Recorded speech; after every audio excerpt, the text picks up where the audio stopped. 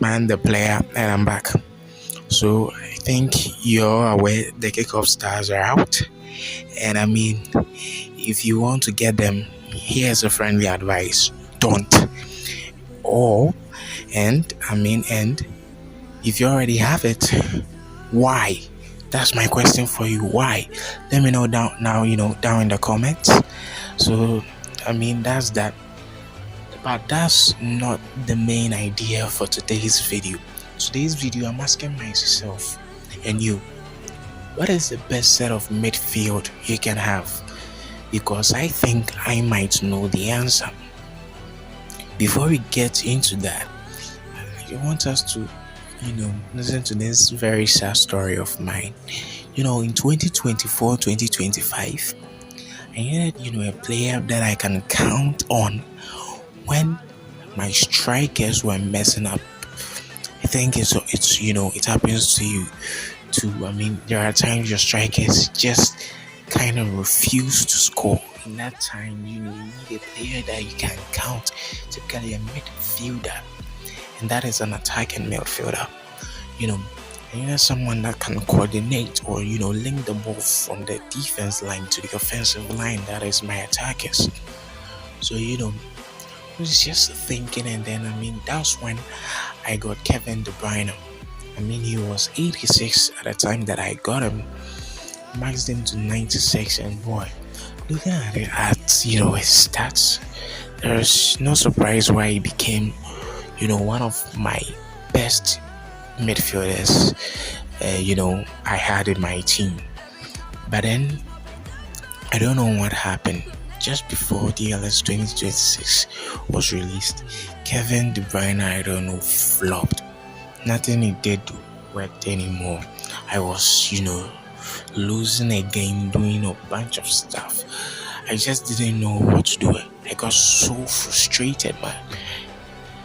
That's when I realized that the answer to my problem, the solution to my problem, was right in front of me. Ladies and gentlemen, I want you to look at my best midfield trio yet. Let's look at them. Ladies and gentlemen, in the defensive midfield, position, I have Rodri or Rodrigo, and then I put two, attacking midfielders there. that's what those positions are to mean for. But I think you can put center forward attacking midfielder anywhere. So we have Paul Gascoigne and then Modric in front of Rodri, like that. You can see it on the screen. Now I want you to understand this. I'm not just saying they are the best trio midfield you can get. I am saying that, trust me people, this is the new meta for your midfield. Let's look at their stats and then let's get to understand why I'm saying this. Let's look at Rodri. Rodri, I know is a defensive midfielder, and then I think for a defensive midfielder, for speed, you don't really need much, but trust me, you can never go wrong with speed. He has 98 speed and then 91 acceleration, making him perfect for those counter attack that you need a bit of speed. Counter attacks can get on in play, and then it doesn't matter the player. When he gets the ball, he has to be able to run. So for a defensive midfielder with 98 speed, he's very, very solid on counters. And chasing the opponent's striker, when the opponents get a counter. And then let's look at it. 100 strength and then 100 stamina. He's going to last very, very long on the field, and then you're gonna see him muscling off the opponent's strikers, winning the headers for me with his height and his strength. very, very key in terms of, when you have corners, you know, when you have corners and then, you want someone to jump and then head the ball in for you. But then it works in the opposite direction too because, come on, when your opponent has a corner and then he kicks it, you need someone that has the height advantage and also the strength advantage to head the ball out. I think Rodri does a very, very solid job at that. Now let's look at the technical aspect of Rodri. That's where it gets really, really fun. Now he has 87 control. For a defensive midfielder, does that really matter? Yes, it kind of does. But 87 isn't really that bad. You get to see him, move with the ball in a very, very solid way. You see him. And then he has 95 passes. This is where it gets very, very interesting. He's able to, link the defense to, those in attack. That includes the midfielders in front of him and then the strikers as well. Solid pass, really passable. And then 82 shooting.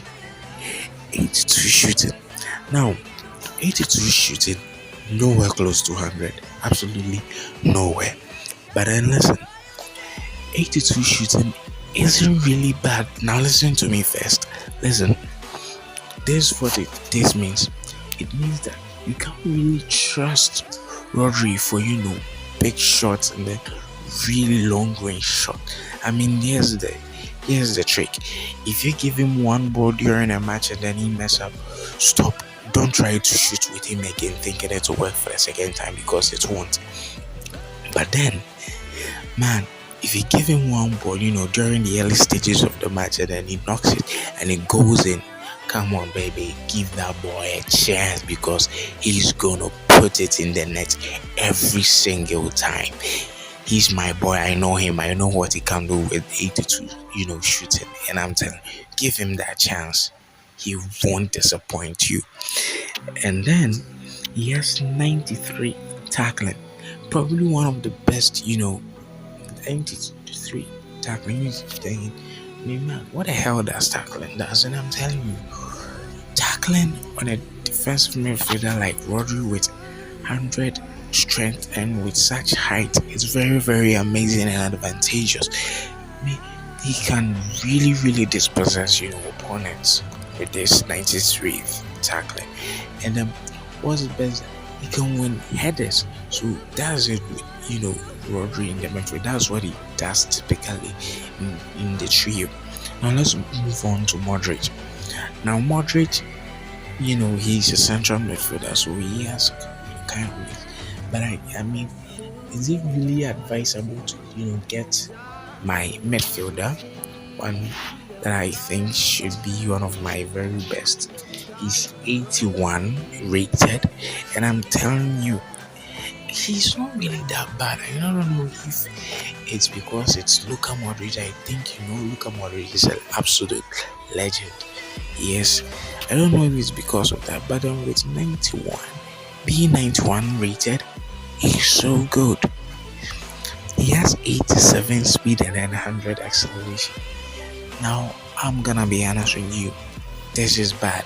You don't want to have, acceleration that's, larger than your speed. It ain't really that smart, but I didn't really get, fortunate with my, coaching. So I have that. You have to love random coaching in this game. Thank you, FTG. Come on. Okay, that's that. So what you want to do is, if you have Modric, focus on speed. Okay, make sure you get the speed high up because, even though he has 87 speed, he's pretty fast. I'm telling you, you're gonna see him one day. You're gonna see me playing with him one day. You're gonna be like, he ain't really that bad with 87 speed. That means he's very solid with counters. Not the best, I will have to be honest, but he's very, very you can really trust him when it comes to counters. Not bad. He has 98 stamina. Stamina doesn't really count. I don't know, I don't get, but it works out pretty fine. And then he has 82 strength. This red gets really bad. It means I can't really count on him to, in in tackling aspect, because I mean he's not really that strong. He gets really easily knocked off the ball when he has it, and when he's trying to get it back, it's pretty bad. Let's look at the technical aspect where it gets really good for Modric. He has 90 control and bet me.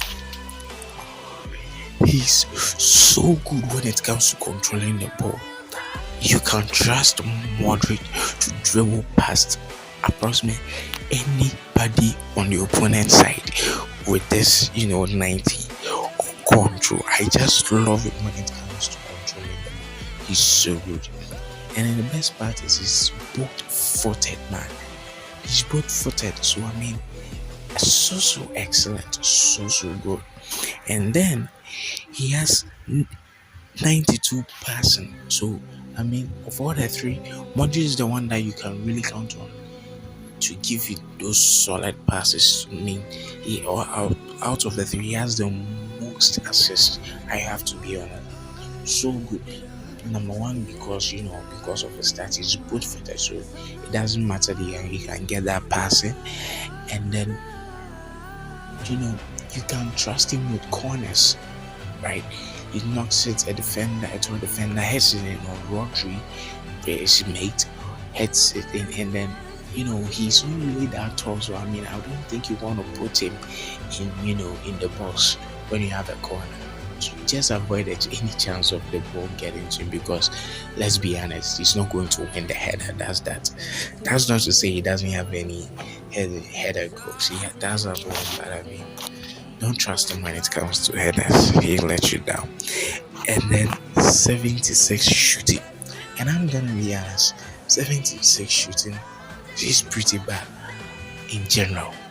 But then, is it bad for Modric? Absolutely not. Trust me. For a little man with 76 shooting, this boy is a savage when it comes to shooting.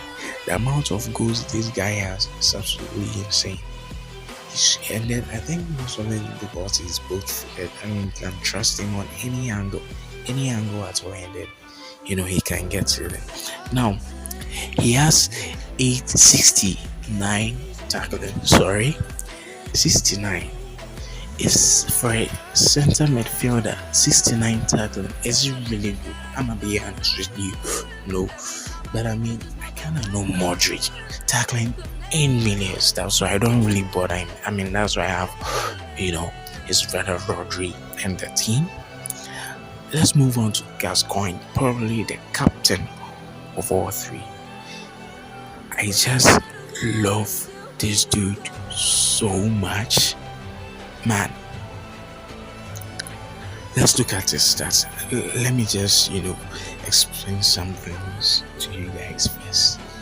Listen, he's 85 overall on his base card. You all know I've maxed him to 95 with these stats.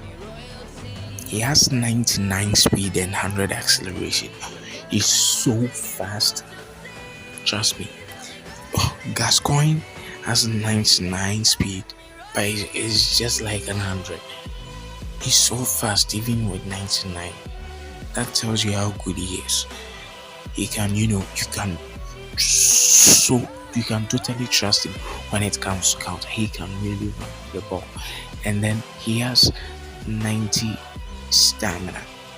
Well, 90, that means he can't be on the pitch for a full 90 minutes or maybe 120 when it comes to extra time and penalties. But I mean he can make it to 80, and then 80 is it's okay. He has 77 straight. Is it bad? Probably not. But I mean, is it bad? I'm gonna be honest. Yes, it is. I just realize it's less than Modric, so I mean I can't really depend on him when it comes to tackling. But that ain't the point of Gascoigne. They all have Rodri in there, so I don't really care about tackling. Let's look at the technical. Let's look at this, technical stats. This is where you just fall in love with Gascoigne. He has 100 control. Now, this man knows what he's doing with the ball. I have to tell you that much.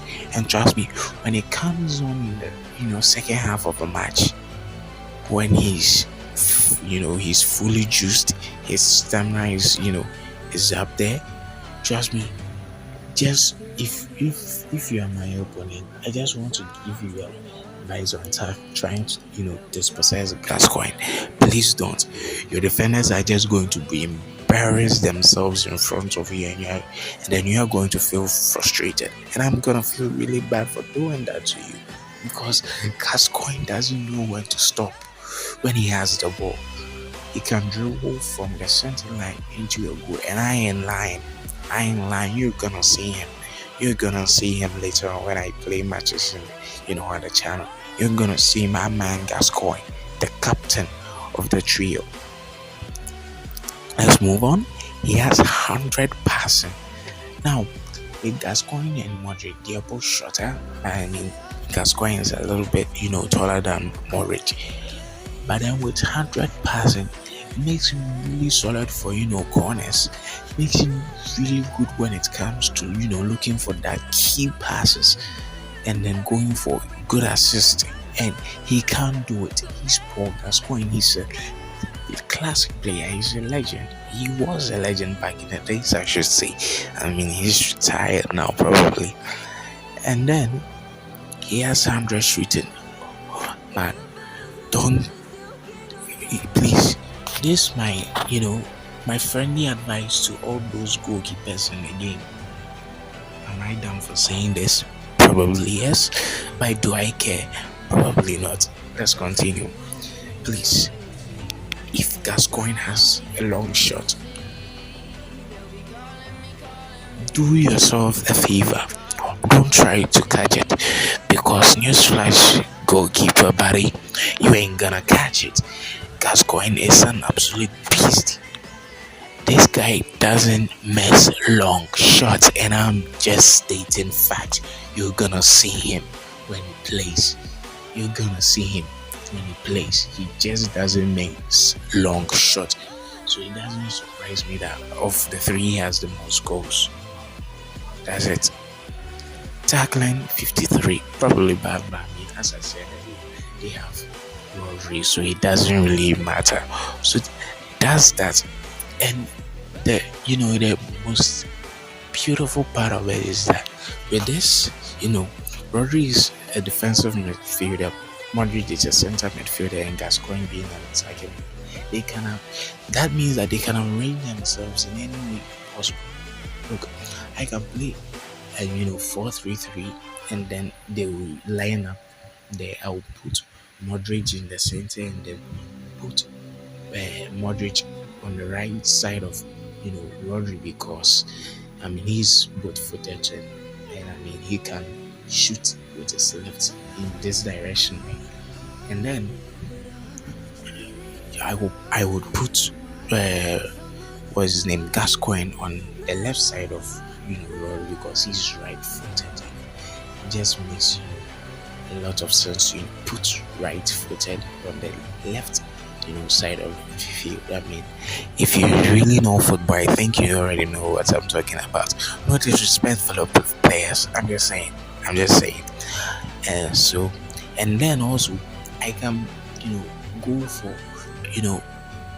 4-2-1-3. That's how I'll put Rodri and then Modric, the two behind Gascoigne, and then Gascoigne is going to be, in front of the two, and then it would work perfectly fine.